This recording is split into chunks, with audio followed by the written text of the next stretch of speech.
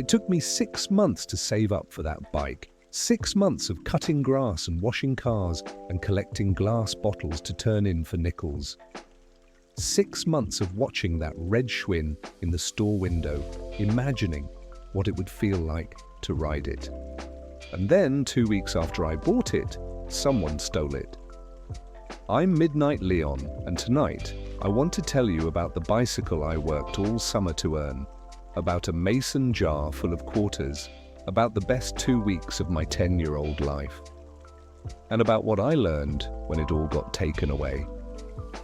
Stay with me, this one's about loss. But it's also about something bigger than loss. It started in March of 1974. I was walking home from school, cutting through downtown like I always did, and there it was, in the window of Harper's bike shop, a red Schwinn Stingray, banana seat, chrome fenders, sissy bar in the back.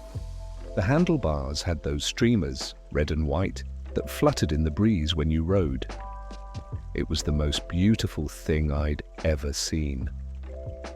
I stood there on the sidewalk, nose pressed against the glass, staring. 10 years old, no bike. My older cousin had one, and I'd ride it sometimes when he let me. But I wanted my own. I wanted that one. There was a little white tag hanging from the handlebars. $67.50. I didn't know if that was a lot or a little. I just knew I didn't have it. I went home, told my mama about the bike. "It's red," I said, "and it's got a banana seat and chrome fenders. And..." She smiled. "Sounds nice, baby. Can I get it?" She looked at my father. He was sitting at the kitchen table, reading the newspaper. "How much?" he asked, not looking up. $67.50. He folded the paper, looked at me. "That's a lot of money." "I know. We can't afford that right now." I knew that too. We weren't poor, but we weren't buying $67 bicycles either.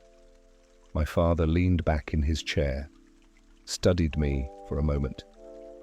Then he said something I'll never forget. "You want it? You earn it." Earn it? I didn't even know what that meant at first.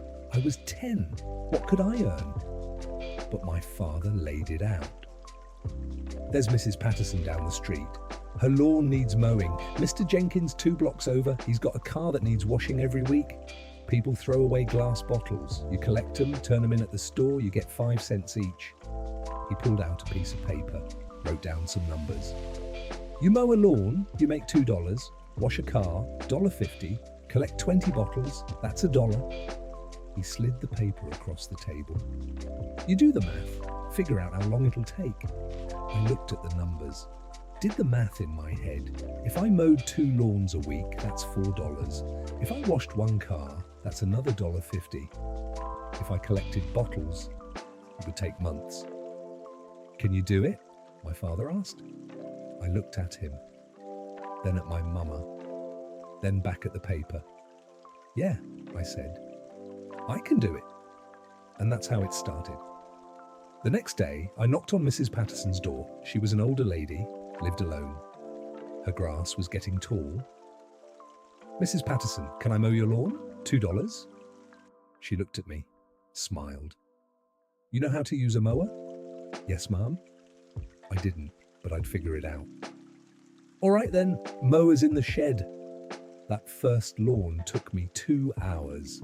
The mower was heavy, the grass was thick, my arms hurt, my back hurt. But when I finished, Mrs. Patterson came out, looked at the yard, and handed me $2 bills. $2. I'd never earned money before, not like that. I ran home, showed my mama, she smiled. "Good work, baby. Now don't spend it." I didn't. I had a mason jar, one of those big glass ones with the metal lid. I put those $2 in the jar, screwed the lid on tight, and I started counting. $2 out of $67.50. Only $65.50 to go. April, May, June. Every week I worked Mowed Mrs. Patterson's lawn, mowed Mr. Thompson's lawn across the street, washed Mr. Jenkins' car on Saturdays, walked around the neighborhood looking for glass bottles, found them in trash cans on the side of the road behind the corner store, collected them in a big burlap sack. 20 bottles, 40 bottles, 60. Turned them in at the store, 5 cents each. Every dollar went into the jar. Every night before bed I'd count it. $12, $18, $27. It was slow, so slow. But every Saturday I'd walk downtown, stand outside Harper's bike shop, look at that red Schwinn in the window, still there, waiting for me.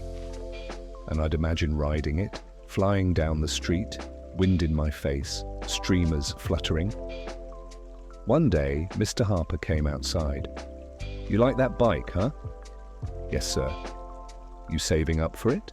"Yes, sir." He nodded, didn't say anything else, just went back inside.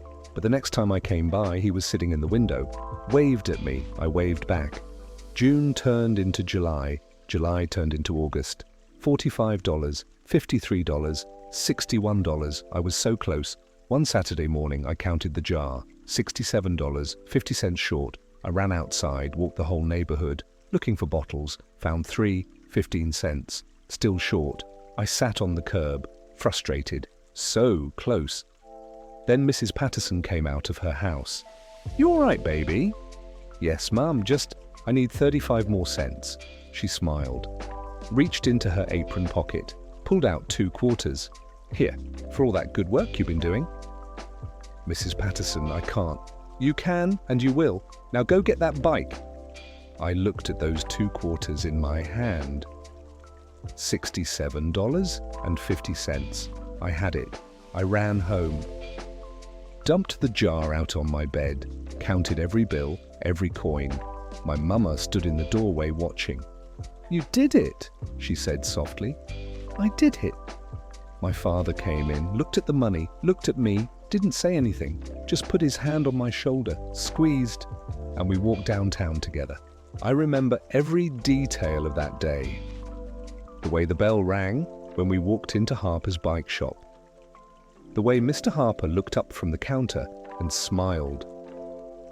"I had a feeling I'd see you today," he said. I put the money on the counter, bills and coins, all of it. Mr. Harper counted it slowly, deliberately. $67.50, he said. "Exactly." He walked to the window, lifted that red Schwinn off the display stand, rolled it over to me. "It's all yours." I stood there, just staring at it. My bike. My father shook Mr. Harper's hand. "Thank you." "He earned it," Mr. Harper said.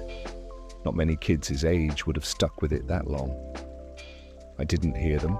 I was too busy looking at my bike, the chrome fenders gleaming, the banana seat smooth and perfect, the streamers hanging from the handlebars. "Go ahead," my father said. "Take it for a ride." I walked that bike outside, threw my leg over the seat, and I rode down the sidewalk, around the block, past Mrs. Patterson's house. She was on her porch, waved at me. I waved back, past the corner store, past the school, the wind in my face, the streamers fluttering, the world rushing by. I felt like I was flying. For 2 weeks, I rode that bike everywhere, to school, to the park, to my friend Marcus's house. I took care of it, wiped it down every night, parked it in the garage where it'd be safe. That bike was everything. And then, on a Saturday afternoon in late August, I rode it to the corner store. Needed to buy a soda, just a quick stop. I leaned the bike against the wall, right outside the door. "I'll be right back," I said to it. I know that sounds silly, talking to a bike, but I did, went inside, bought my soda, talked to Mr. Chen at the counter for maybe 5-10 minutes, walked back outside. The bike was gone. I stood there, staring at the empty space where it had been. My bike, gone. I looked up and down the street, ran to the corner, looked around. Nothing. It was gone. Someone had taken it. I ran home crying, burst through the door, could barely get the words out. Someone took my bike. My mama held me. My father stood there, hands on his hips, jaw tight. "Where were you?" he asked. "Corner store." "I was only inside for a few minutes. I left it outside and..." "You left it outside?" "I was only gone for a minute." He didn't say anything, just shook his head. My mama kept holding me. "We'll get you another one, baby. We'll save up again." "I don't want another one," I shouted. "I want that one." But it was gone. We filed a police report. Walked around the neighborhood asking if anyone had seen it. Nothing. That bike was gone, and I was devastated. For weeks I couldn't stop thinking about it, couldn't stop being angry. 6 months of work, all that mowing, all that bottle collecting, all those quarters in that jar, for 2 weeks. 2 weeks. It felt like the cruelest joke in the world. My father tried to talk to me about it. Told me we could start saving again, that I could earn another bike, but I didn't want to. I couldn't. The thought of starting over, of going through all that again, just to have it taken away, I couldn't do it, so I never got another bike. I'm 63 years old now, and I still think about that red Schwinn sometimes. Not because I miss the bike, but because I finally understand what my father was trying to teach me. It wasn't about the bike, it was about the work. Those 6 months of cutting grass and washing cars and collecting bottles. That's what mattered, not the bike, the work. Because that work taught me discipline, taught me delayed gratification, taught me that if you want something, you don't wait for someone to give it to you, you earn it. And when that bike got stolen, I thought all that work had been for nothing, but it hadn't. Because the person I became during those 6 months, that person is still here. The discipline, the patience, the resilience, that didn't get stolen, that's still mine. And no one can take that away. I'm Midnight Leon. Thank you for sitting with me tonight.